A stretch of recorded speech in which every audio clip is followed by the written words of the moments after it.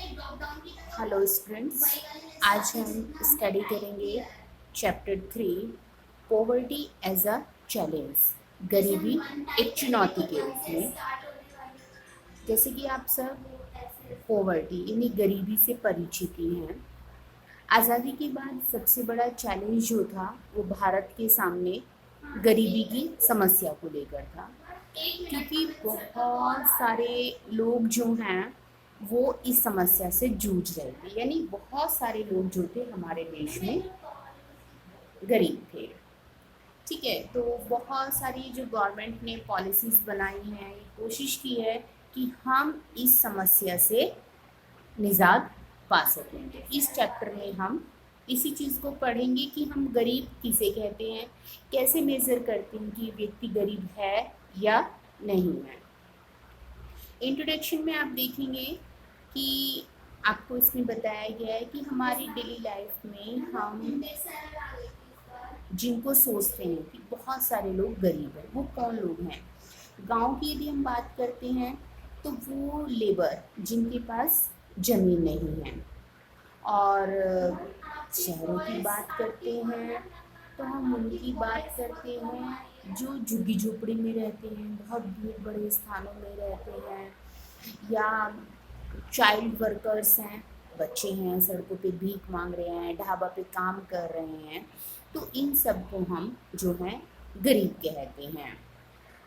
2011-12 का जो सर्वे है उसमें एक रफली अनुमान लगाया गया कि 270 मिलियन यानी 27 करोड़ लोग जो हैं वो गरीब हैं।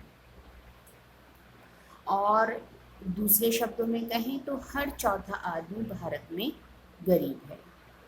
तो इसका मतलब ये बहुत बड़ा चैलेंज है हमारे सामने कि हम इसको कैसे दूर कर सकते हैं। इसके लिए आपको जो है दो केस स्टडी दी गई हैं गरीबी को लेके। एक अर्बन केस है और दूसरा आपका जो है वो रूरल केस है। तो पहले मैं आपको अर्बन केस के बारे में बताऊंगी।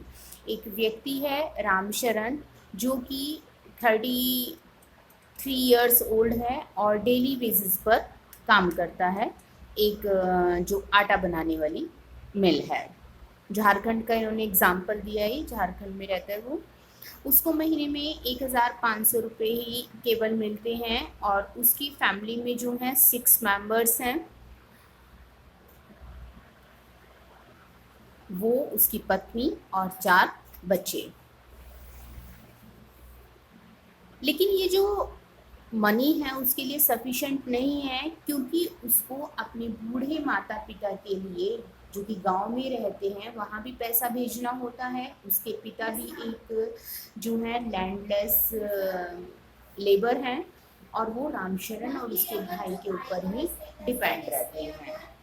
ठीक है, उसका जो रामशरण जो है एक कमरा किराए पे दिया हुआ रहता है, और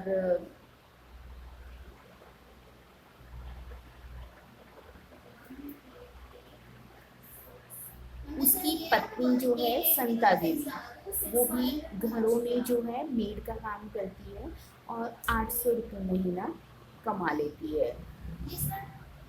लेकिन इसमें सब में वो दिन भर में 2 बार जो भोजन है केवल दाल और चावल ही प्राप्त कर पाते हैं, जो उनके लिए काफ़ी नहीं है। बड़ा बेटा जो है वो एक टी शॉप पे काम करता है और 300 रुपये महीना वो भी फैमिली के लिए कमा लेता है।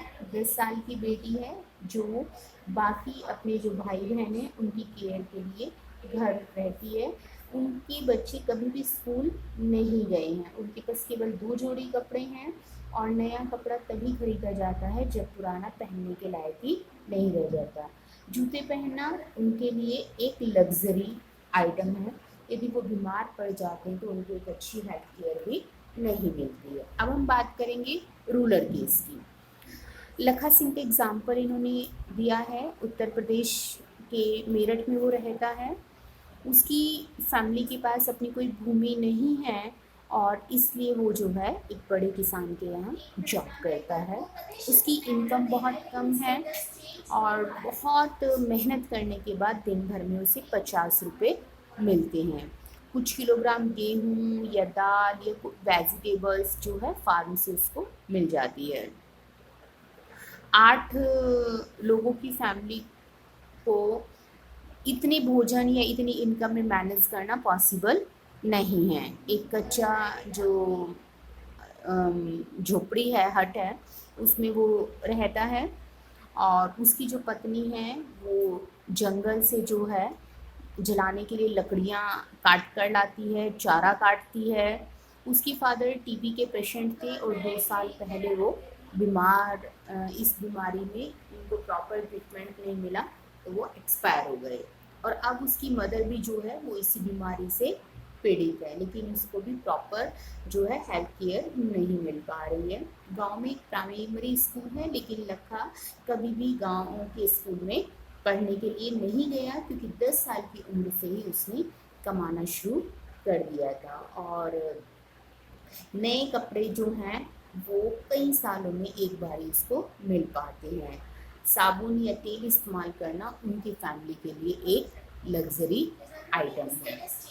तो अब नेक्स्ट आपको जो दिया गया है उसमें हम जो पॉवर्टी है उसको डिस्कस करेंगे नीचे दिए गए टॉपिक्स पे, जैसे लैंडलेसनेस, भूमि का ना होना, अनएम्प्लॉयमेंट, बेरोजगारी, साइज ऑफ फैमिली, इन परिवार का जो साइज है वो बड़ा है या छोटा है,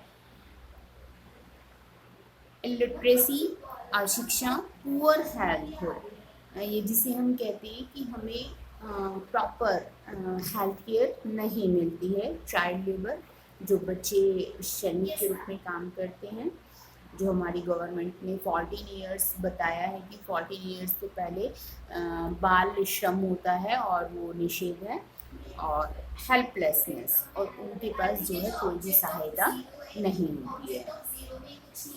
अब हम स्टडी करेंगे नेक्स्ट कि दो ये केस जो हमने पढ़े हैं गरीबी को लेकर, तो ये बताते हैं कि पोवर्टी, गरीबी का मीनिंग क्या है, hunger and lake of shelter, भूखा रहना और रहने की कमी होना। और आप सब जानते हैं कि हम में से, आप और हम में से कोई भी परिवार ऐसा नहीं है। हम पेट भर भोजन भी खाते हैं और अपने अपने हिसाब से सही घरों में रहते हैं, अपनी इनकम के हिसाब से। अब आप देखिए हमारे यहाँ देश में सिचुएशन कितनी ख़राब है। It also is a situation in which parents are not able to send their children to school। ये वो स्थिति है जब पेरेंट्स अपने बच्चे को स्कूल नहीं भेज पाते। आप बहुत भाग्यशाली हैं कि आपके पेरेंट्स आपके लिए स्कूल की व्यवस्था कर रहे हैं और बीमार पड़ने पर उनको प्रॉपर ट्रीटमेंट भी नहीं दे पाते हैं। पॉवर्टी का मतलब ये है कि हमें क्लीन वाटर नहीं मिलता है, सैनिटेशन की फैसिलिटी नहीं मिलती है।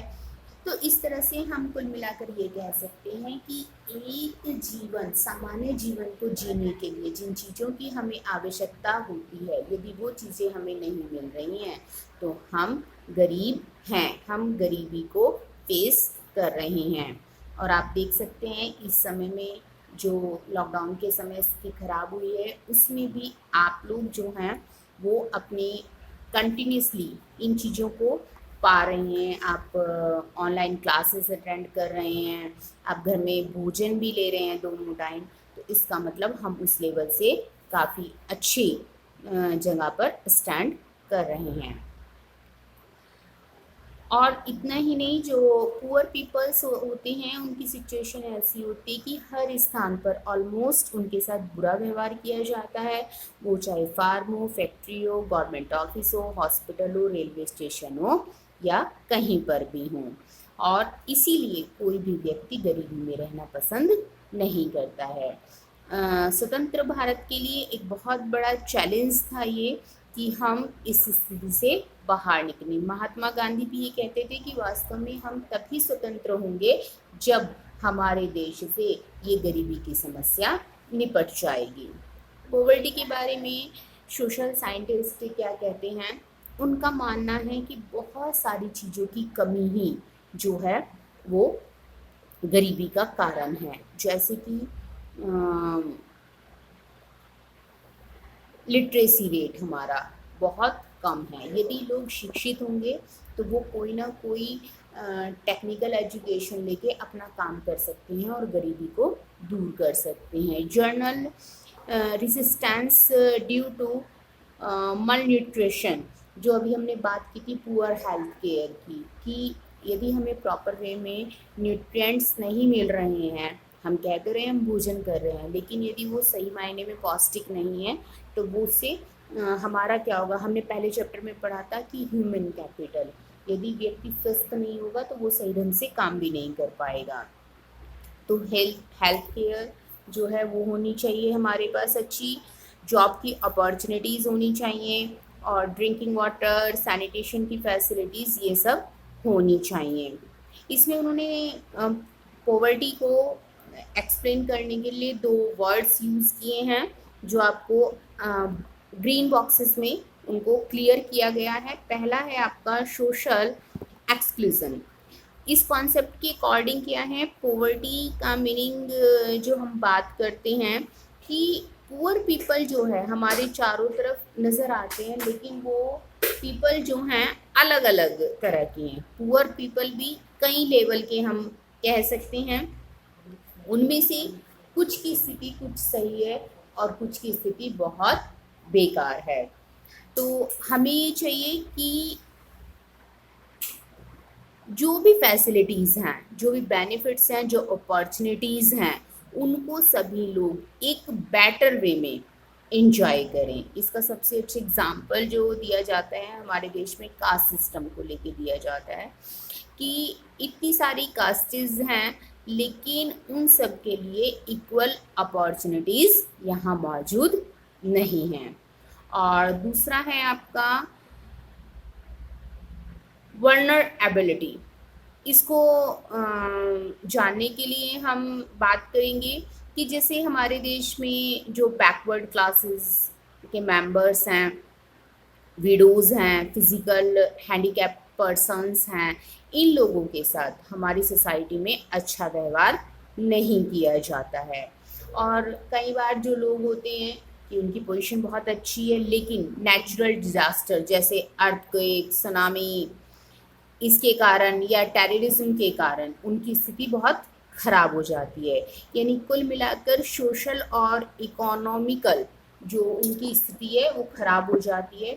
तो ऐसे लोग जो हैं वो भी कई बार गरीबी को झेलते हैं, और बाढ़ आना, अर्थक्वेक आना, या सिंपली हम कह सकते हैं कि जॉब का चला जाना। जैसे अभी लॉकडाउन की स्थिति में आपने सुना भी होगा कि बहुत सारी जो कंपनीज़ हैं वो बंद हो गई है या उन्होंने लोगों को नौकरी से निकाल दिया है। तो अभी तक जो लोग एक अच्छी जॉब करके अपना और अपने परिवार का सही ढंग से पालन पोषण कर रहे थे, उनको भी अब गरीबी वाली स्थिति में आने से कोई नहीं रोक सकता है।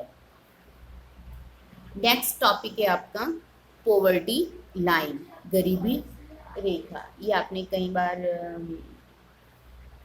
वर्ड सुना भी होगा कि जैसे मैंने अभी बात की है कि गरीबी में भी कई स्थितियां हैं, तो उन कई स्थितियों में हम किस व्यक्ति को गरीब कहते हैं, तो उसे मैंने मेज़र करने के लिए एक मेज़रमेंट आप कह सकते हैं कि एक व्यक्ति जो अपनी इनकम के द्वारा, जो उसकी इनकम है उससे यदि वो कंजप्शन का जो उसका लेवल है वो गिर जाता है, यानी मिनिमम लेवल जो कि नेसेसरी है अपनी बेसिक नीड को फुलफिल करने के लिए, वो प्राप्त नहीं कर पाता, तो उसे हम जो है पॉवर्टी लाइन के नीचे कहते हैं।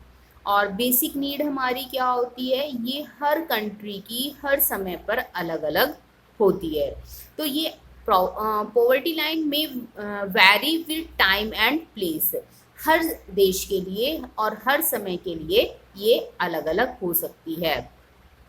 और हर जो कंट्री है वो एक इमेजनरी लाइन को कंसिडर करती है ये देखने के लिए कि हमारे देश में डेवलपमेंट हो रहा है या नहीं हो रहा है। जैसे उन्होंने एग्जांपल दिया है, a person not having a car in the United state में बी कंसिडर्ड पुअर। यदि हम यूनाइटेड स्टेट की बात करें, वहाँ एक व्यक्ति जिसके पास कार नहीं है तो उसे पुअर माना जाएगा, लेकिन भारत में जो कार होना है वो एक लग्जरी आइटम में आता है। तो हम भारत में यदि पॉवर्टी लाइन की बात करते हैं तो यहाँ क्या है, लेवल ऑफ फूड रिक्वायरमेंट, यानी उसको पेट भर भोजन मिल जाए, क्लोथ्स मिल जाए, फुटवियर मिल जाए, फ्यूल मिल जाए, लाइट मिल जाए, एजुकेशन, मेडिकल रिक्वायरमेंट्स, ये सब उसकी यदि पूरी हो जाती हैं तो हम उसको कहते हैं कि वो एक नॉर्मल लाइफ जी रहा है। तो ये सारी हमारे भारत में ये सारी चीज़ें क्या हैं, एक सिंपल लाइफ को जीने के लिए आवश्यक है। यदि ये सारी फैसिलिटी यदि एक व्यक्ति को मिलती है तो वो पॉवर्टी लाइन के ऊपर जी रहा है।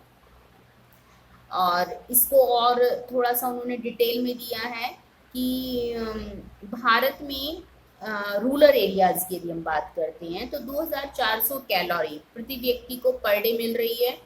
और गांव की बात करें, अर्बन एरियाज़ की बात करें तो 2100 कैलोरी पर पर्सन यदि व्यक्ति को मिल रही है तो ये उसके लिए आवश्यक है, ये नेसेसरी है। इससे कम उसको मिलती है तो वो जो है पॉवर्टी लाइन के नीचे आ जाता है।